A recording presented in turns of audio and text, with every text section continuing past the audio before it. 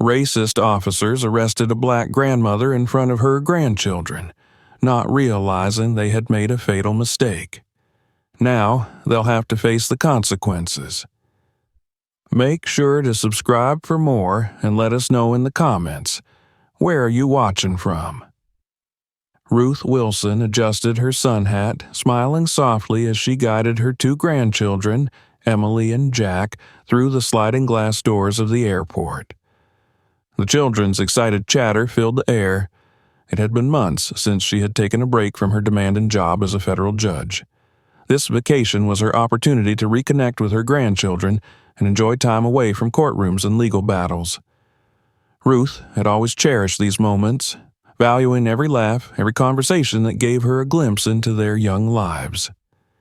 They arrived at the check-in counter, dragging their small suitcases behind them. Emily, always the curious one, kept looking up at the large airport screens displaying the flights. Jack, a bit more reserved, clutched his backpack tightly, his eyes wide with wonder. Ruth leaned down and whispered, "What's the first thing we're doing when we land?" "Swimming," Emily beamed, jumping up and down. "And then we get ice cream, right, Grandma?" Jack added eagerly. "That's right," Ruth replied warmly, her heart swelling with affection. These small moments with them were precious. She was determined to make this vacation perfect. At the check-in desk, a young woman greeted them with a polite but cautious smile. "Good afternoon. Where are you headed today?"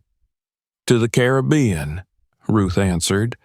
Her tone was calm, professional, a habit she had developed over years in court. The agent's eyes flicked between Ruth and the children, her expression tightening slightly. "And these two are—" Ruth's smile didn't falter. "My grandchildren. We're going on vacation together." The woman hesitated, her brow furrowing. She typed something into the computer, then looked up again, a hint of skepticism now evident. "I just need to confirm. Are you traveling with the parents' permission?" Ruth's jaw tightened for a moment, though she kept her expression neutral.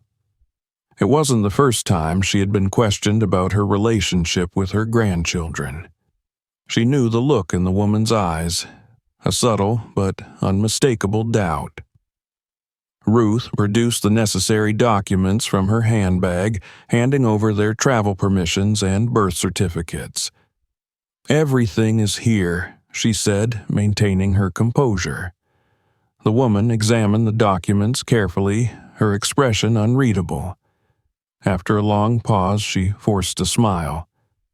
"Thank you for your patience. I'll just need to call security for a routine check." Ruth raised an eyebrow but said nothing, though she felt a knot forming in her stomach.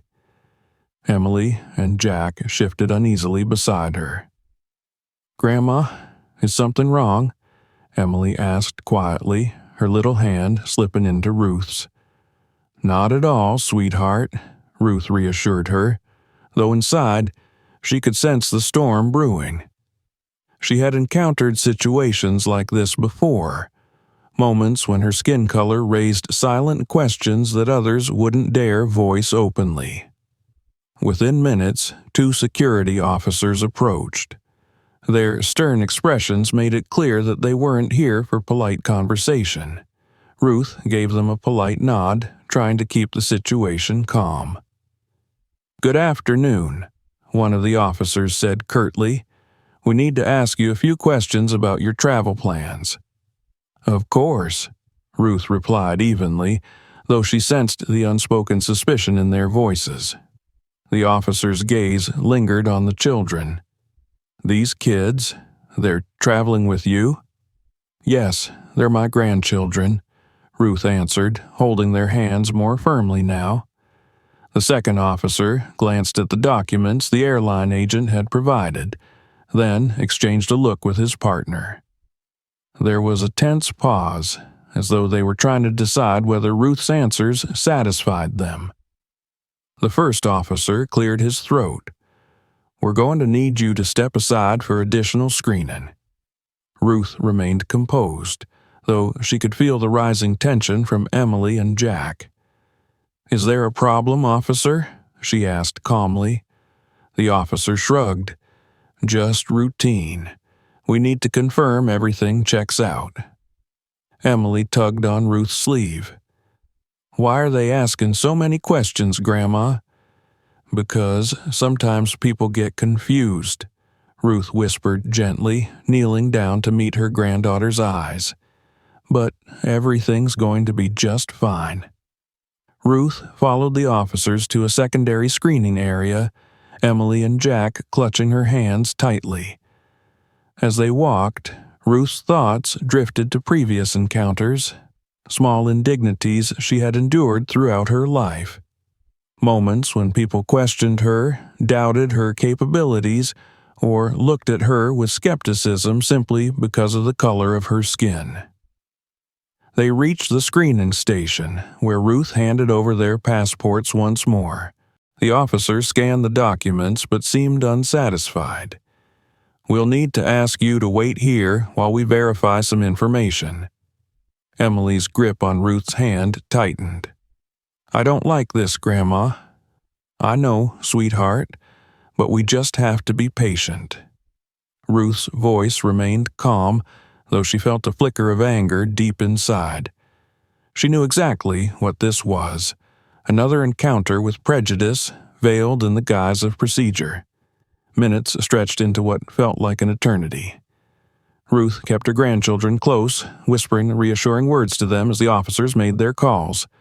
Her patience was tested, but she knew that losing her temper would only make things worse. One of the officers returned, his expression unreadable. "We're going to need to involve the police," he said flatly. Jack's eyes widened with fear. "The police? But we didn't do anything." Ruth knelt down and embraced both children. "It's going to be okay," she murmured. "I'm right here with you." The officer's radio crackled, and within moments, 2 uniformed police officers entered the area. Ruth felt the air shift, the subtle change in atmosphere when suspicion turned into accusation.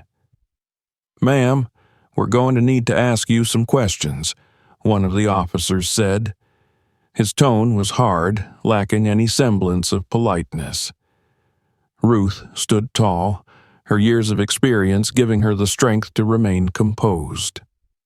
"I've already answered your questions. These are my grandchildren, and we're traveling together for a family vacation." The second officer, a stocky man with a harsh demeanor, folded his arms. "We'll need to confirm that with their parents." Ruth's heart sank. She knew that even her calmest explanations might not be enough to dismantle the officer's preconceived notions. But she wouldn't let her grandchildren see her fear. Not now. "Of course," she replied. "I'll give you their mother's number." The officer's skeptical look made it clear that he didn't believe her.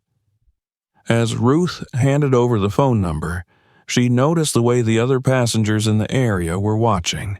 Some with curiosity, others with discomfort, and a few, she sensed, with silent approval of the officer's actions. The moments dragged on as the officers made their calls.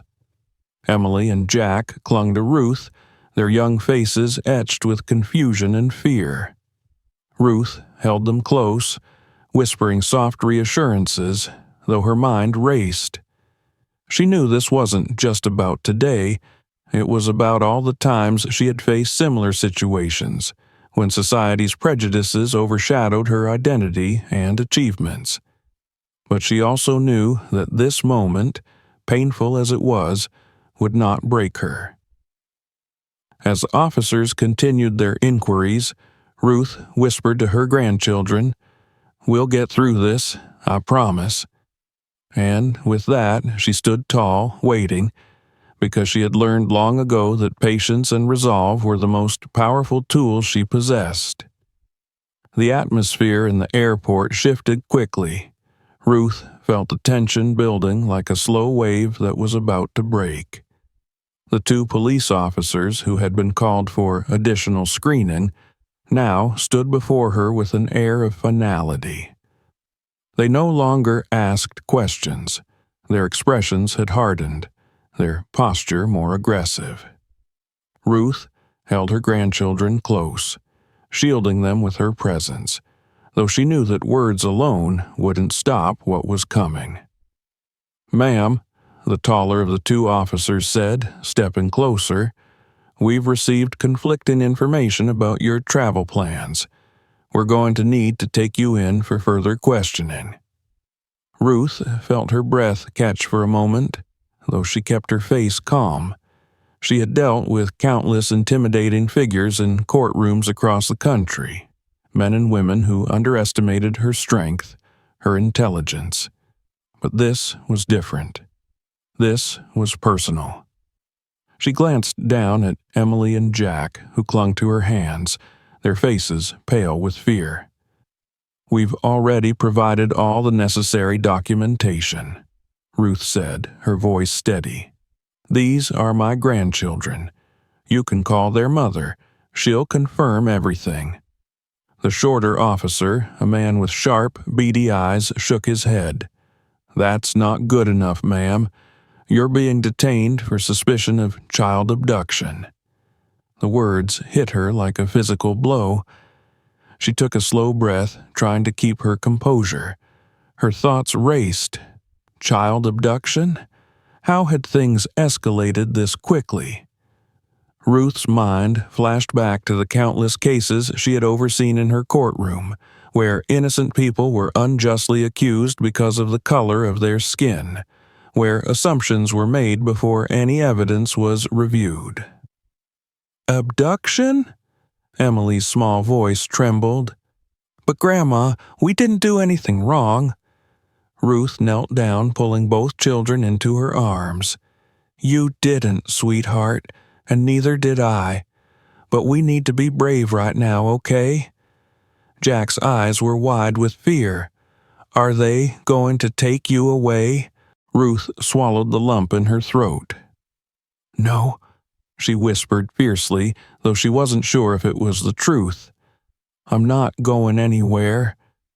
But even as she said it, the officers were stepping forward. The taller one took hold of Ruth's arm, gripping it firmly. "Ma'am, you need to come with us." Emily and Jack cried out in protest, their small hands reaching for Ruth as the officers pulled her to her feet. Ruth fought to keep her voice calm. "You don't need to do this," she said, trying to reason with them. "You have my identification, the children's documents. There's no reason to treat me like a criminal." But the officers weren't listening. The shorter one yanked a pair of handcuffs from his belt. "Turn around, ma'am."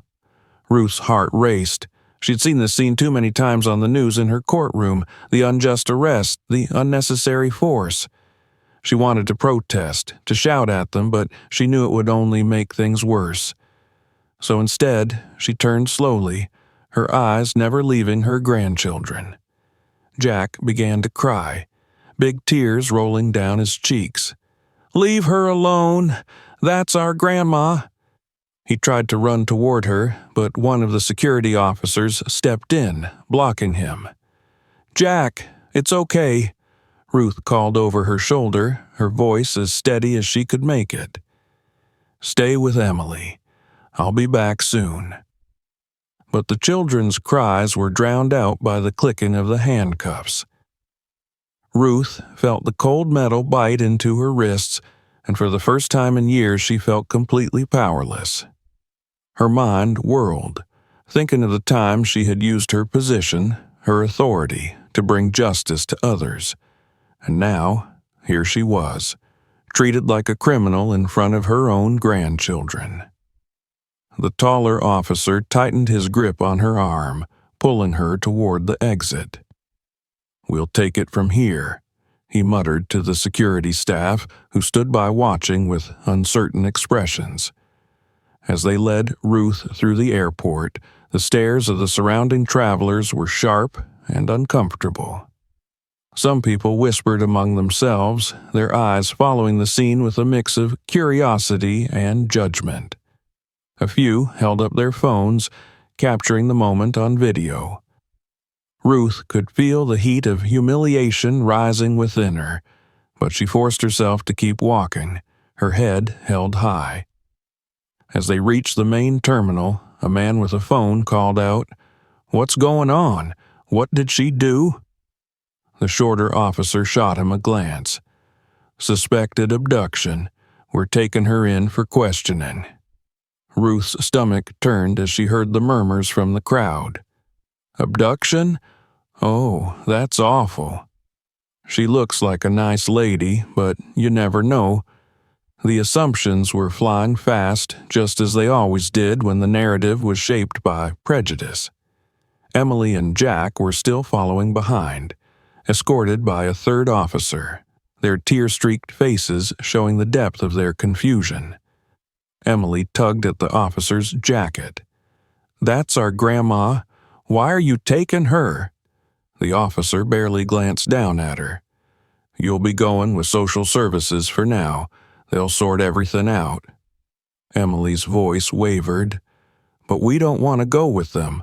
We want our grandma." Ruth's heart broke hearing their pleas, but there was nothing she could do. She had to stay calm, for them, if not for herself. They exited the airport and reached a waiting police car. The taller officer opened the back door, roughly guiding Ruth into the back seat. She winced as the handcuffs bit into her wrists. The door slammed shut, and she was left in the silence of the car, the world outside a blur through the tinted windows. Inside, Ruth's thoughts raced. How could this be happening? How could things escalate so quickly, so brutally? She thought about her long career as a judge, where she had witnessed firsthand the devastating effects of systemic prejudice. But even with all her experience, all her knowledge of the law, she hadn't expected to find herself in this situation. An innocent woman being treated like a criminal simply because of the color of her skin and the assumptions that came with it. The car began to move, taking her away from her grandchildren, away from the airport. Ruth closed her eyes and took a deep breath. She couldn't let fear take over. She had to stay strong, for herself, for Emily and Jack. They needed her now more than ever. But even as she tried to steady her mind, the weight of the handcuffs around her wrists and the sound of the officers' voices outside the car reminded her of the harsh reality. She was in their custody now. And until the truth came out, until someone realized the grave mistake that had been made, she was at their mercy. The car slowed as they approached the police station. Ruth opened her eyes, the station looming large in the distance. She had been in countless police stations before, but always as a judge, a figure of authority, a protector of justice. Now she was entering as a suspect, an accused kidnapper. As the car came to a stop, the door opened, and the officers roughly pulled her out. Ruth bit back a cry as the handcuffs dug deeper into her skin. She felt the eyes of the officers on her, cold and unyielding. There was no recognition of her status, no understanding of who she truly was. To them, she was just another suspect. They led her into the station, past the front desk, and down a dimly lit hallway. Ruth walked with her head high, refusing to let the shame consume her, but inside, the pain was unbearable.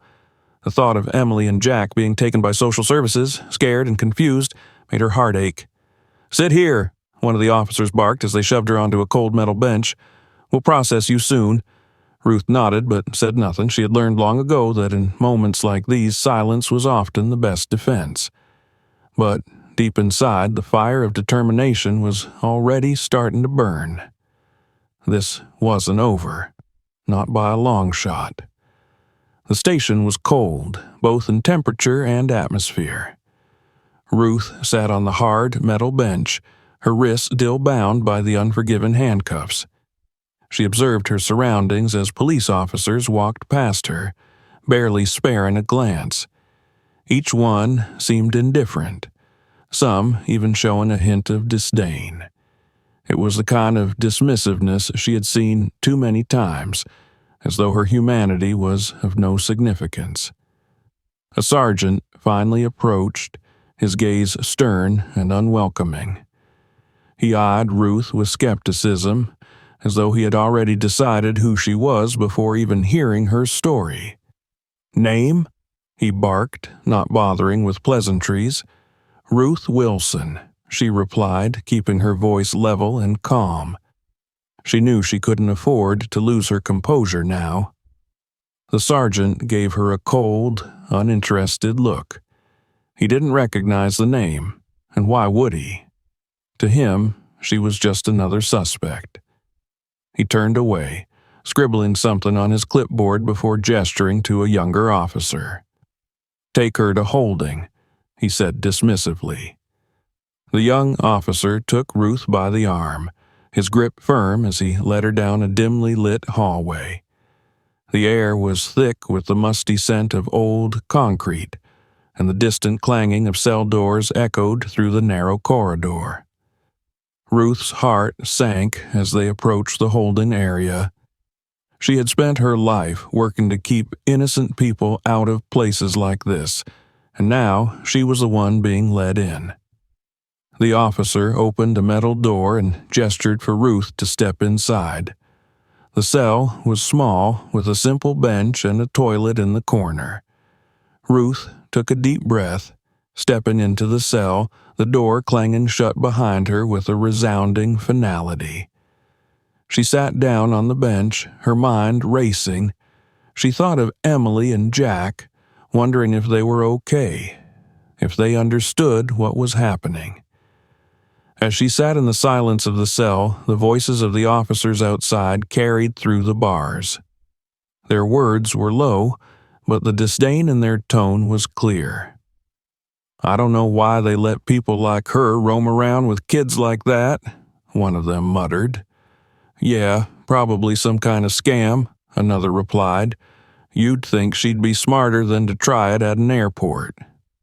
Ruth closed her eyes, the anger simmering beneath her calm exterior.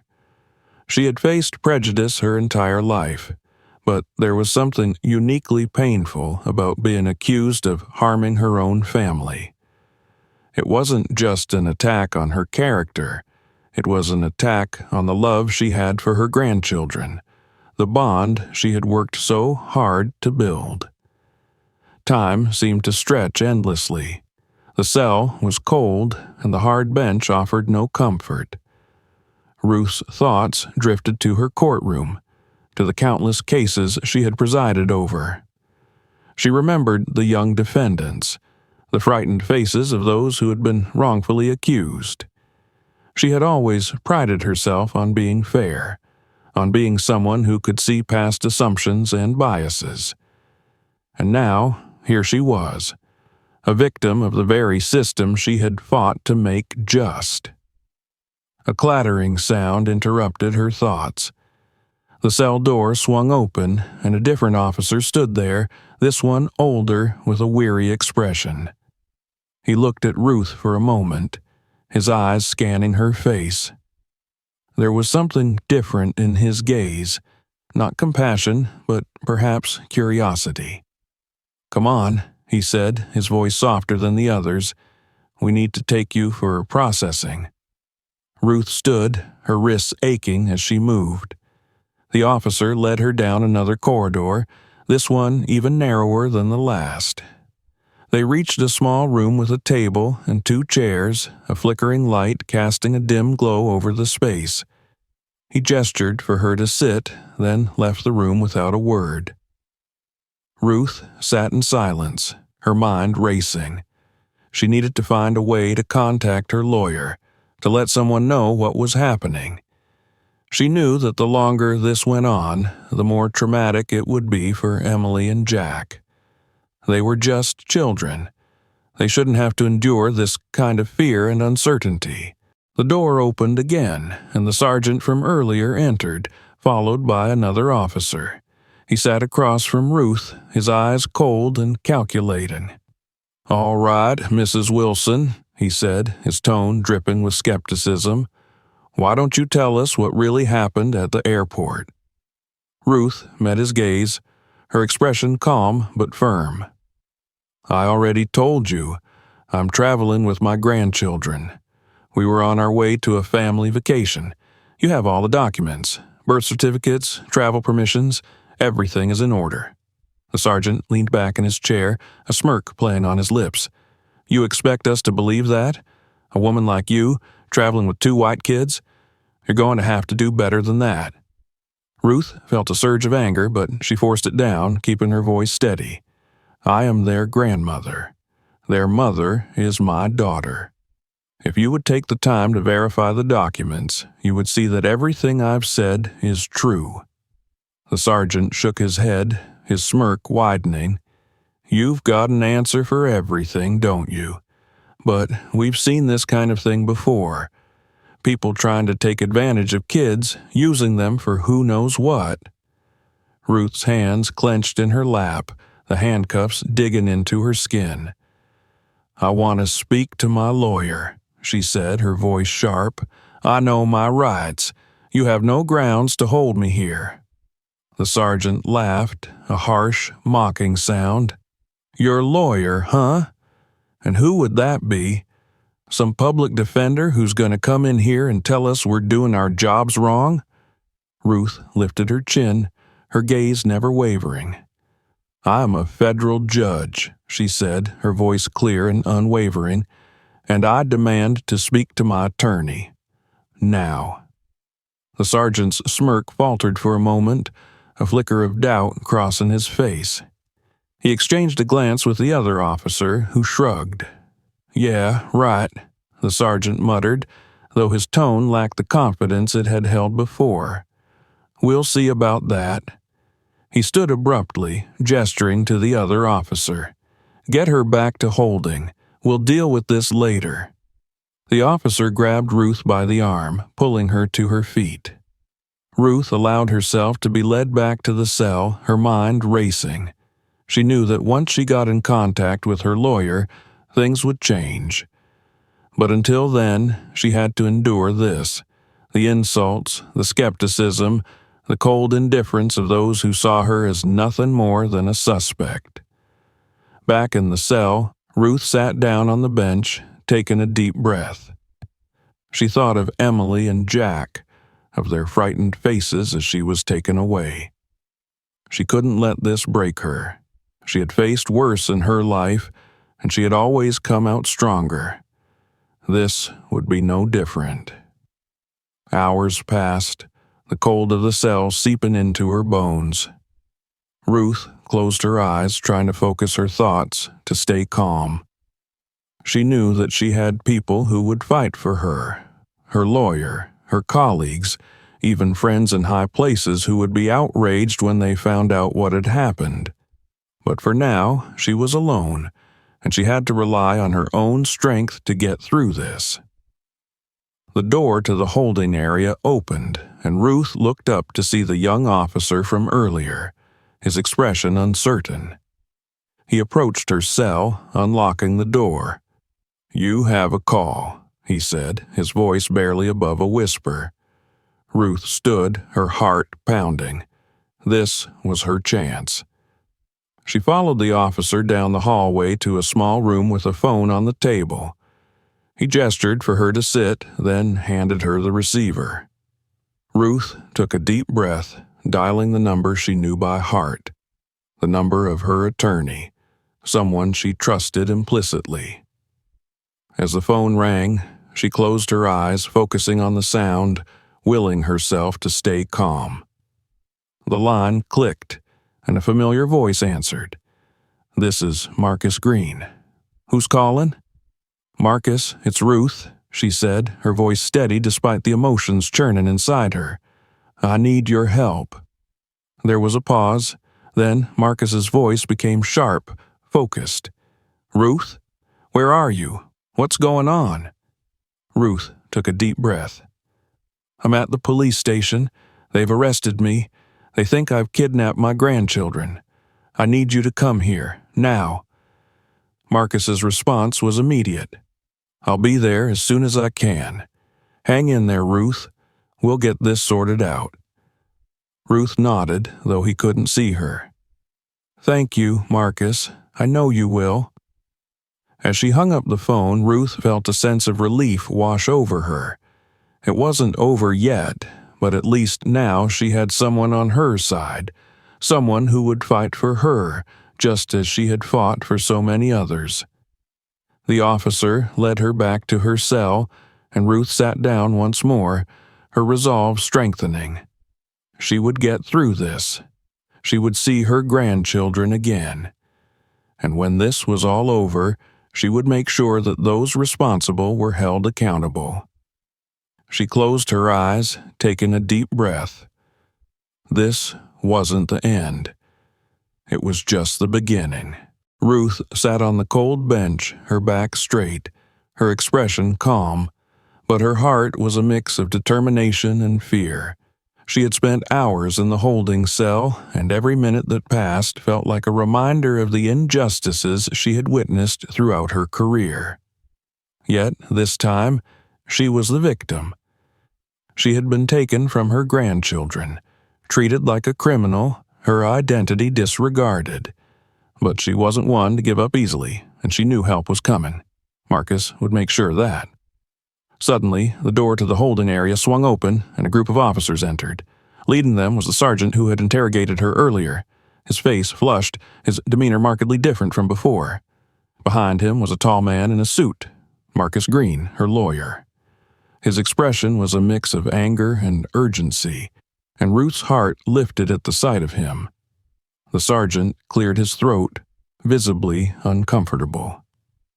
"Mrs. Wilson, you're free to go," he said, his voice lacking the cold authority it had held earlier. He gestured for the officer by the door to open Ruth's cell. The metal bars swung open, and Ruth stood slowly, her eyes fixed on the sergeant, who now couldn't seem to meet her gaze. Marcus stepped forward, his eyes narrowing as he looked at the officers. "What you've done here today is beyond unacceptable," he said, his voice sharp. "You detained a federal judge without proper cause, refused to verify her identity, and subjected her to humiliation in front of her family. There will be consequences." The sergeant swallowed, his gaze flicking nervously to Ruth. It was a misunderstanding," he stammered. "We were just following protocol." Ruth raised an eyebrow, her voice calm but cutting. "Protocol? Is that what you call racial profiling and ignoring clear evidence?" She stepped out of the cell, her wrists still sore from the handcuffs. "You had all the documentation. You chose to ignore it." Marcus nodded, his expression darkening. "We'll be filing a formal complaint, and rest assured this isn't over." The sergeant opened his mouth to respond, but before he could, the door to the holding area opened again, and a new figure entered, a representative from the Department of Justice. He was a middle-aged man with graying hair, his face stern as he took in the scene before him. "Judge Wilson, I apologize for the treatment you've received here today," the man said, his voice filled with a gravity that commanded the room's attention. He shot a cold glance at the sergeant and the other officers. "This was a grave mistake, and we will be conducting an investigation into what happened." Ruth nodded, her expression softening slightly. "Thank you. But this isn't just about me. This is about the systemic issues that allow situations like this to happen. I've seen too many people mistreated because of assumptions and prejudices." The representative nodded solemnly. "I understand, and we're committed to addressing these issues. For now, please allow me to assist you in reuniting with your family." Ruth glanced at Marcus, who gave her a reassuring nod. She took a deep breath, allowing herself to finally feel a measure of relief. "I want to see my grandchildren," she said quietly. "They must be terrified." The representative gestured for her to follow him, and they walked out of the holding area together, Marcus by her side. As they made their way through the station, Ruth could feel the eyes of the officers on her, some filled with curiosity, others with shame. She kept her head high, her expression calm. She would not let them see her broken. They reached a small room near the front of the station, where Emily and Jack were waiting. The moment Ruth stepped inside, Emily let out a cry, running towards her. "Grandma!" she sobbed, throwing her arms around Ruth's waist. Jack followed, his eyes wide with tears, but his face determined. Ruth knelt down, pulling both children into her arms, her own eyes misting as she held them close. "I'm here, my loves," she whispered, her voice breaking. "I'm so sorry you had to go through this." "They said you did something bad," Jack said, his voice trembling. "But I knew they were wrong. You didn't do anything." Ruth kissed the top of his head, her heart aching. "No, sweetheart, I didn't do anything, and I'm going to make sure that everyone knows it." Marcus watched them, his expression softening. He stepped forward, his voice gentle. "Let's get you all out of here. We have a lot of work to do, but right now you need to be with your family." Ruth stood, keeping an arm around each grandchild as they walked out of the police station. The sunlight outside was blinding after the dim interior of the building, and Ruth took a deep breath, savoring the fresh air. She looked down at Emily and Jack, their faces still streaked with tears, but their expressions hopeful now. Marcus led them to a waiting car, opening the door for them. "I'll be in touch soon," he said to Ruth. "We have a lot to discuss. Legal action, press statements, but for now just focus on them." Ruth nodded, her eyes meeting his. "Thank you, Marcus, for everything." He gave her a small smile. "It's not over, Ruth. We're just getting started." As the car pulled away from the station, Ruth looked out the window, her heart heavy but resolute. This ordeal had shaken her, but it had not broken her. She thought of all the people who had faced similar injustices, people without the resources or connections she had, people who had been silenced by a system. She knew she couldn't let this end here.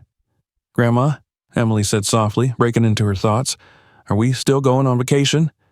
Ruth looked down at her, a smile breaking through the exhaustion. "Yes, sweetheart, we are.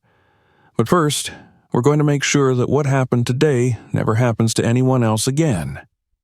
Jack nodded, his small face determined. "You're going to make them listen, aren't you, Grandma?" Ruth nodded, her heart swelling with pride for these brave children. "Yes, Jack, I am. And I'm going to make sure they listen to everyone who's been ignored for too long." She looked out the window again, the city passing by in a blur.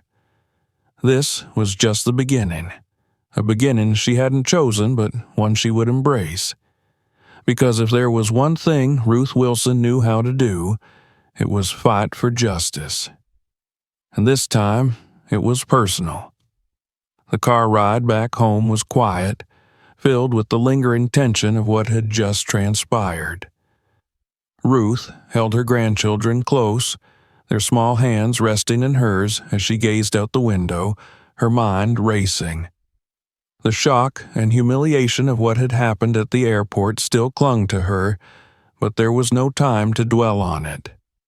There was work to be done, not just for herself, but for all those who had faced similar treatment and had no voice to fight back.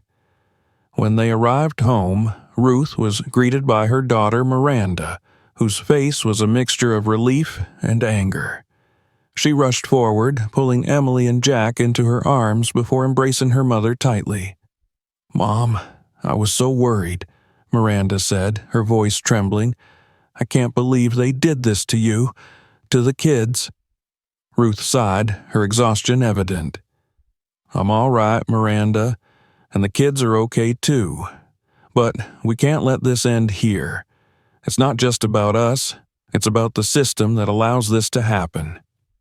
Miranda pulled back, her eyes blazing with determination. "We're not letting it go, Mom. We're going to fight this. I've already reached out to a few reporters I know.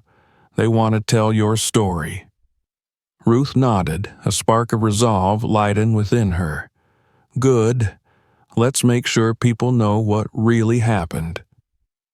The following morning, Ruth and Miranda sat together at the kitchen table, their phones buzzing with messages from journalists and friends. Marcus had been busy overnight, ensuring that the media knew what had happened. A few local news stations had picked up the story, and the first reports had already begun to circulate online. Federal judge detained at airport, wrongfully accused of kidnapping grandchildren.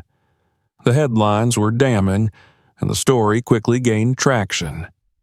By midday, Ruth's phone was ringing incessantly.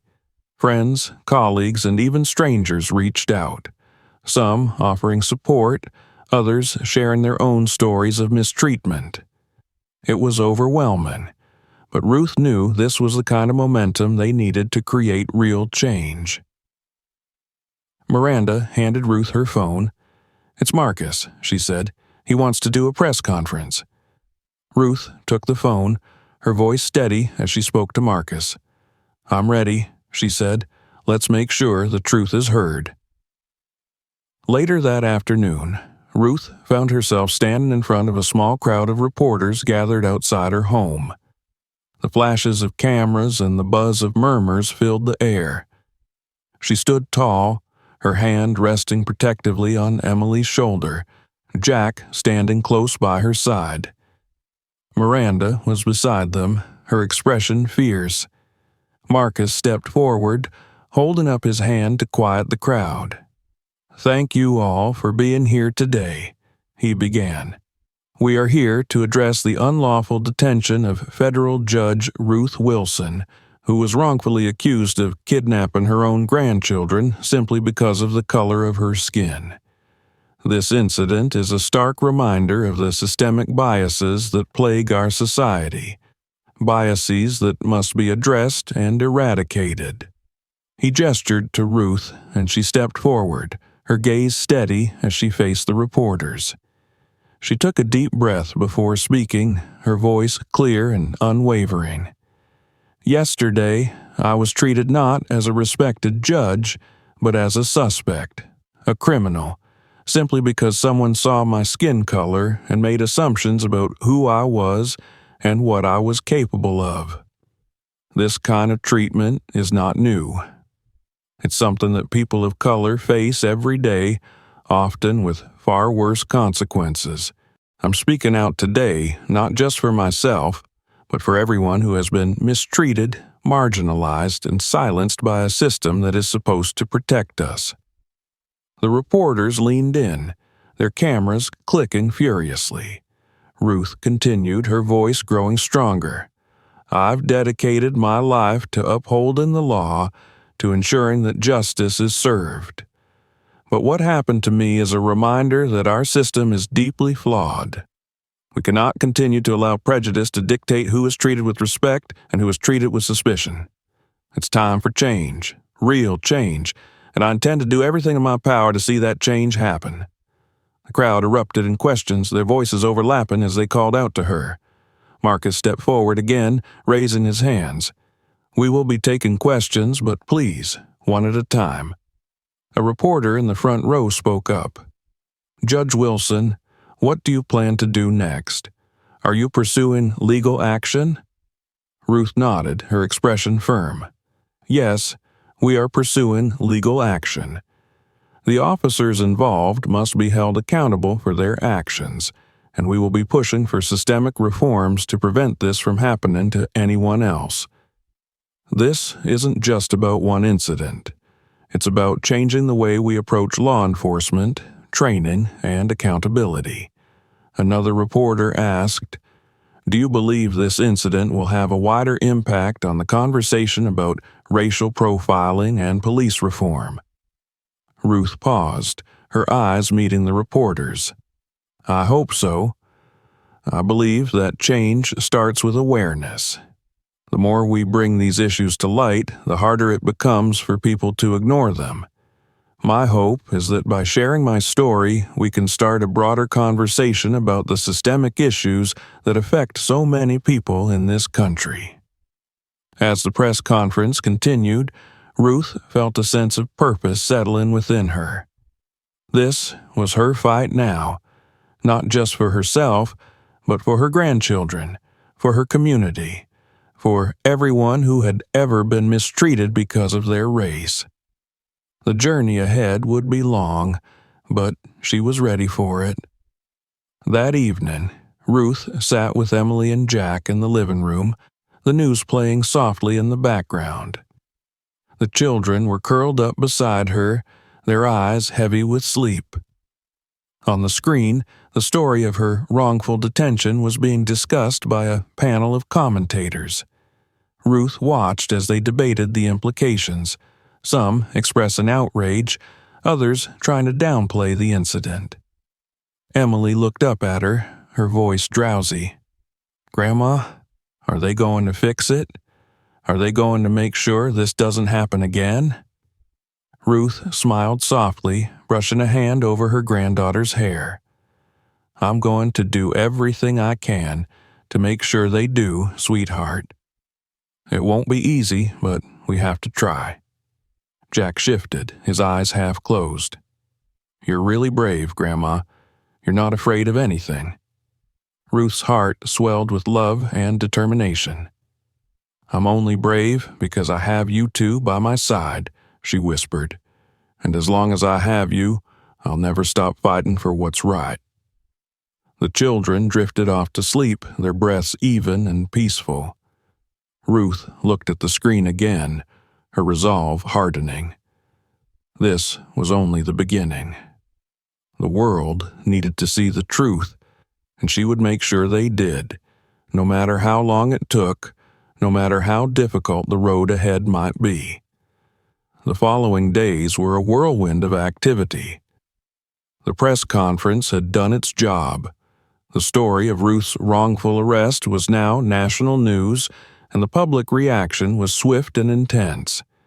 Calls for accountability filled social media, and demonstrations were organized in support of Ruth and others who had suffered under systemic injustice.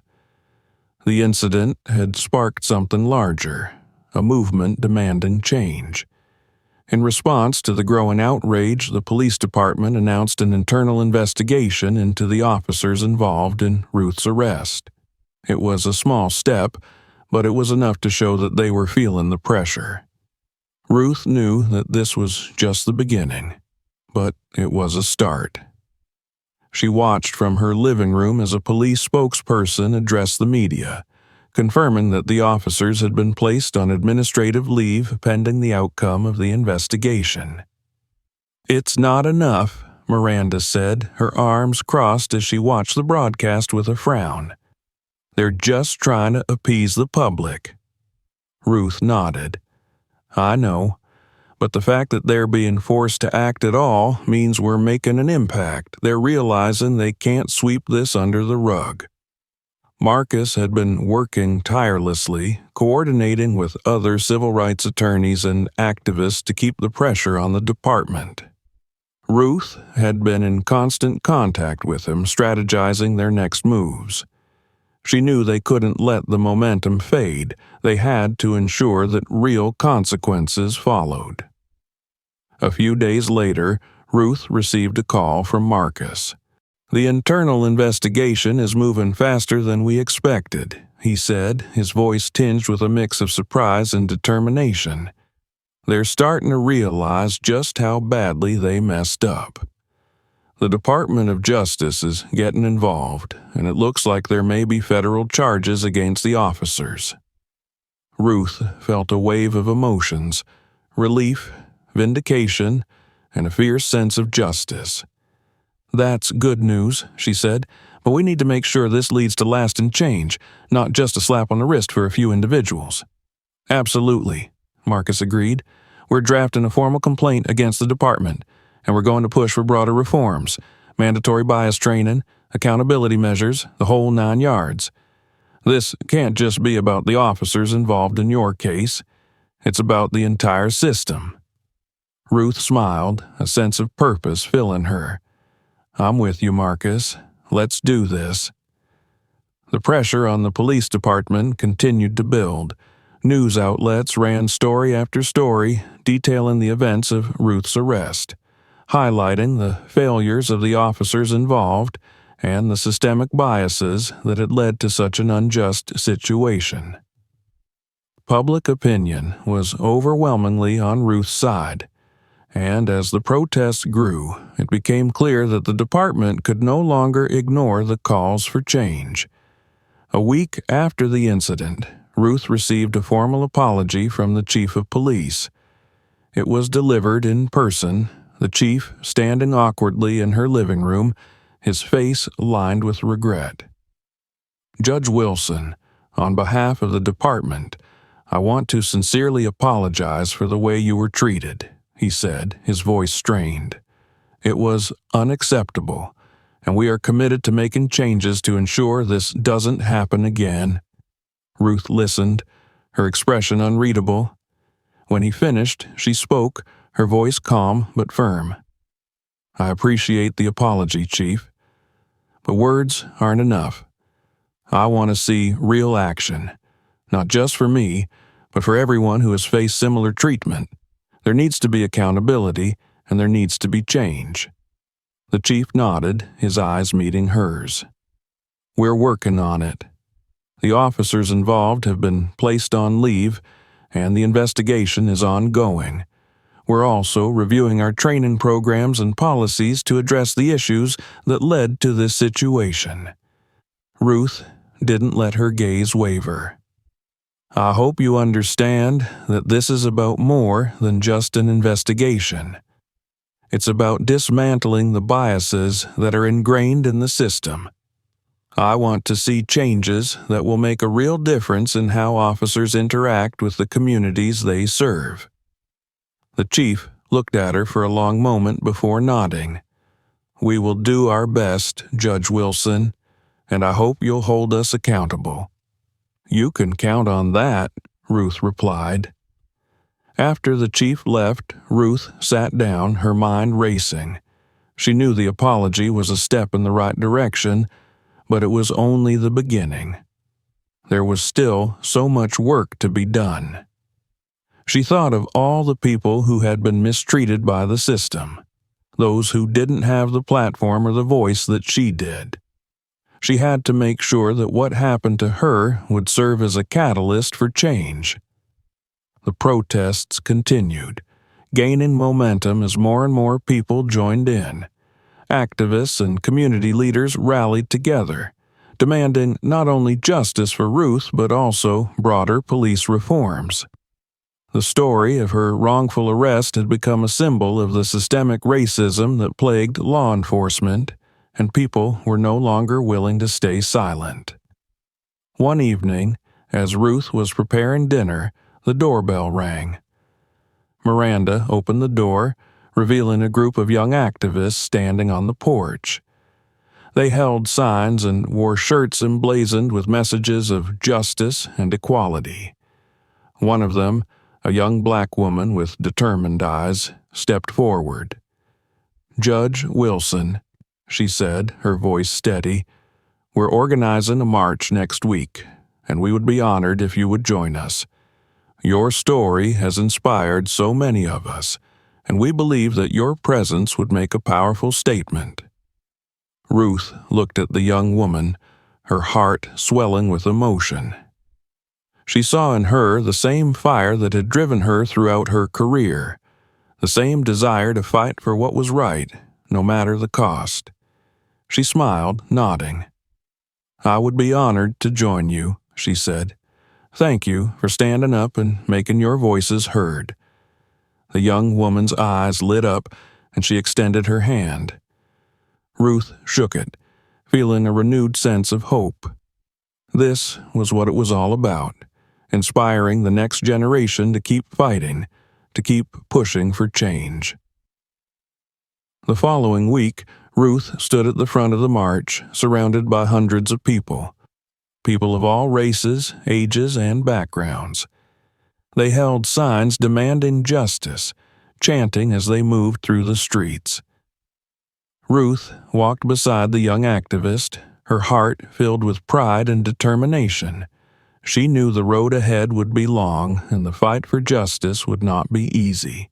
But seeing the faces around her, the determination, the hope, she knew that they were on the right path.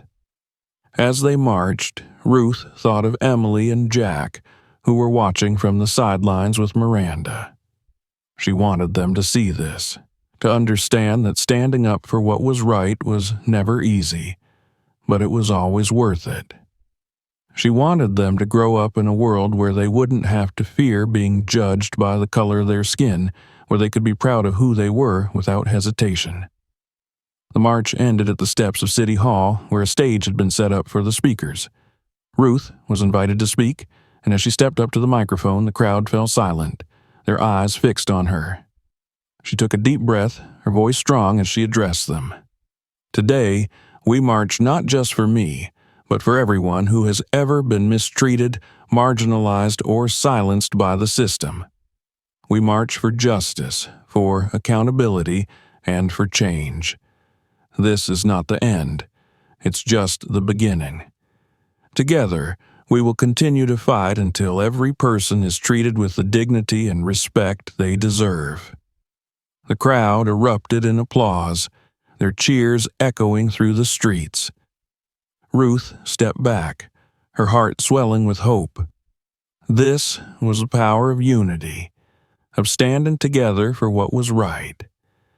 And she knew that as long as they continued to fight, change was possible. The march had been a powerful moment, a tangible display of solidarity and hope. But Ruth knew that true change required more than a single demonstration.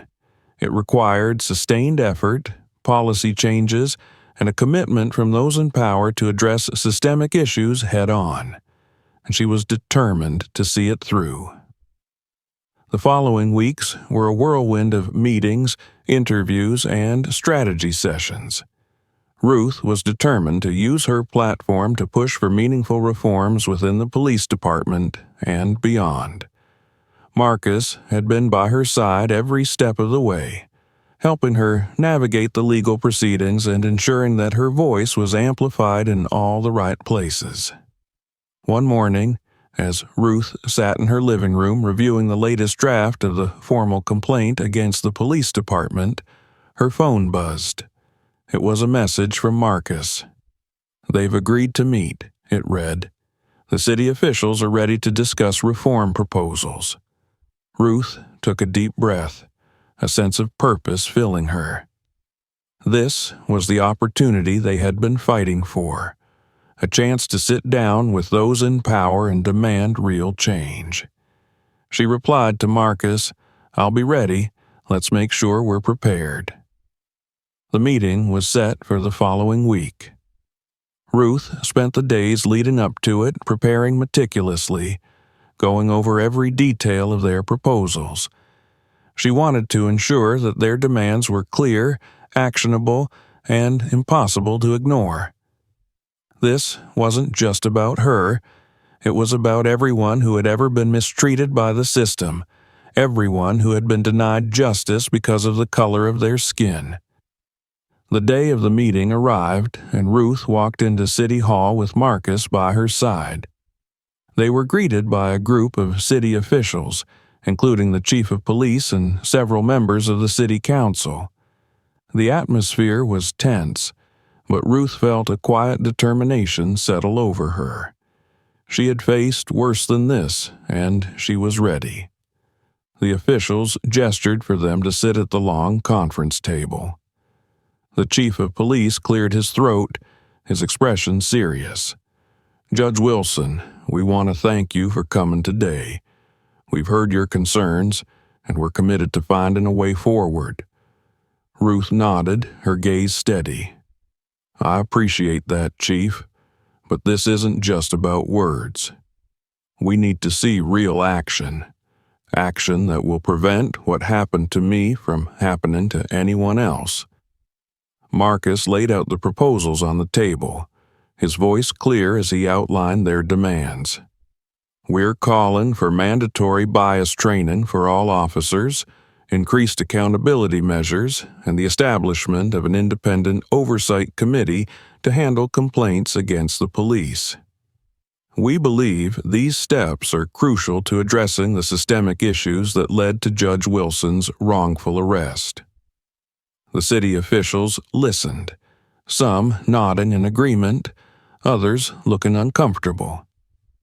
Ruth could see the hesitation in their eyes, the reluctance to acknowledge just how deeply rooted the problem was. But she pressed on, her voice unwavering. "I've dedicated my life to upholding the law," she said, her gaze sweeping across the room, "and I believe in the power of the law to protect and serve. But that protection must extend to everyone, regardless of their race, their background, or their circumstances.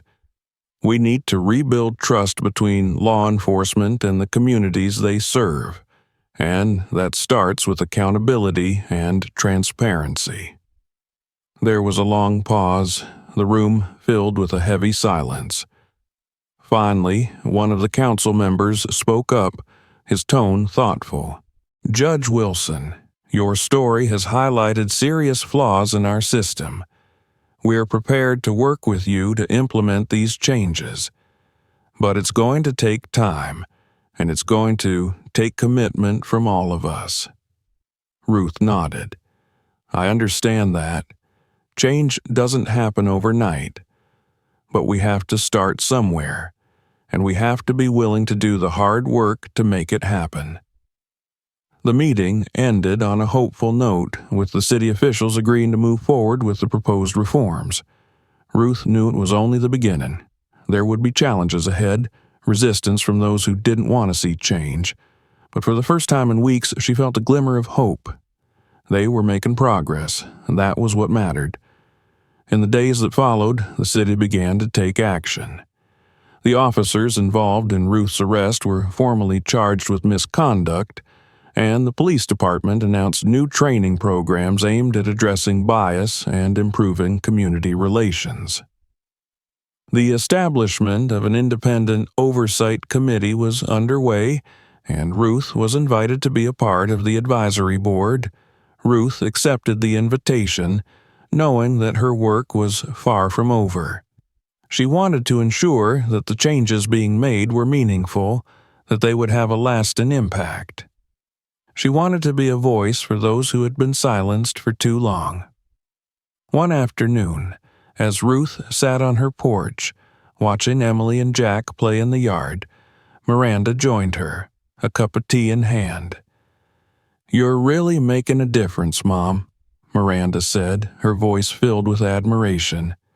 "I've always been proud of you, but seeing you fight like this, it's incredible."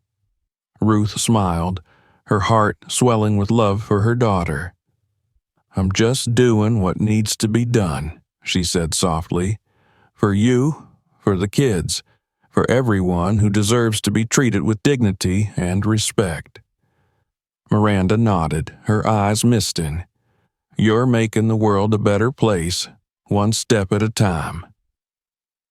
Ruth looked out at her grandchildren, their laughter filling the air. She knew the road ahead would still be difficult. There would be setbacks, moments of doubt, and challenges she couldn't yet foresee. But she also knew that she wasn't alone. She had her family, her community, and the countless people who had stood by her side throughout this journey. That evening, Ruth attended a community event organized by the young activists she had marched with. It was held at a local park, with families gathered to listen to speakers, share their stories, and celebrate the progress they had made. As Ruth took the stage, she looked out at the crowd, her heart filled with gratitude and hope. "We've come a long way," she began, her voice strong, "but our work is far from over. The fight for justice, for equality, is a continuous journey. It's not just about changing policies, it's about changing hearts and minds. It's about creating a world where every child, every person can feel safe, respected, and valued." The crowd erupted in applause, their cheers echoing through the park. Ruth stepped back, her eyes shining with determination. This was her mission now, to fight for justice, to push for change, to ensure that the next generation would grow up in a world where they could thrive without fear. As the event came to a close, Ruth stood with the young activist who had first invited her to march. The young woman looked at Ruth, her eyes filled with admiration. "Thank you for everything you've done," she said. "You've inspired so many of us." Ruth smiled, her heart swelling with pride. "It's all of you who inspire me," she replied. "Together, we're making a difference, and we're just getting started." The young woman nodded, her eyes bright with hope. "We won't stop until we see real change." Ruth looked out at the crowd, the families, the children playing in the grass. She knew that the road ahead would be long, but she also knew that they were on the right path. And as long as they stood together, as long as they fought for what was right, there was nothing they couldn't accomplish. This was only the beginning, a beginning filled with hope, determination, and the promise of a better future. And Ruth Wilson was ready to lead the way. Thank you for watching. If you enjoyed this video and want to hear more stories like this, don't forget to subscribe to our channel and click the bell so you don't miss new episodes. Also, check out our other videos that you might be interested in. Share in the comments what you think and where you watch us from. We're very interested in your opinion.